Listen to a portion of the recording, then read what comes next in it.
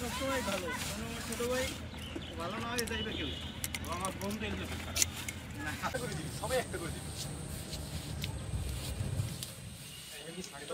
কোঠা সংস্কার বলতে তো আমরা ছাত্র সমাজই তো সবার প্রথমে এই কোঠা সংস্কার নিয়ে আমরা নামছি।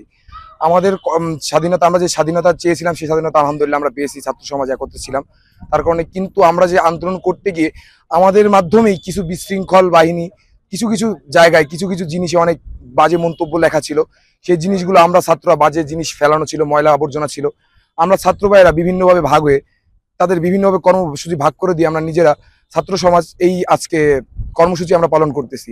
একটু আগে আমাদের কিছু কিছু ছাত্র ভাইরা তারা গাছ লাগাইছিল এবং পরিবেশ মানে ময়লা আবর্জনা ফেলেছে।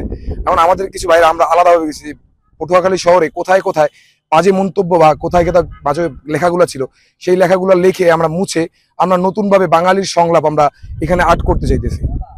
এই রঙের মূল কারণ হচ্ছে আমাদের ছাত্র ভাইয়েরা, আমরা আন্দোলনের সময় অতি উৎসাহিত হয়ে অনেক ছাত্র ভাইয়েরা তাদের মনের ভাব প্রকাশ করেছে কিছু আজে বাজে কথা লিখে। তো ওইগুলো আমাদের দেখতে আর কি দৃষ্টিগত লাগছিল আর কি।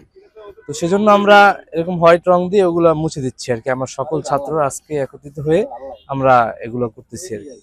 যেমন আন্দোলনটা আমরা ছাত্র আন্দোলন যেমন আমরা ছাত্ররা মিলে করেছি, তেমন সংস্করণ আমাদের ছাত্ররা মিলেই করতে হবে।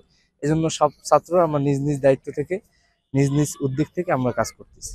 ইনশাল্লাহ ভবিষ্যতে আরো চেষ্টা করব যে কিভাবে আমরা যেমন আমাদের ছাত্রদের যে একটা সুনাম এটা আমরা নিয়ে যেতে পারি, এই চেষ্টা আমরা অব্যাহত থাকবো।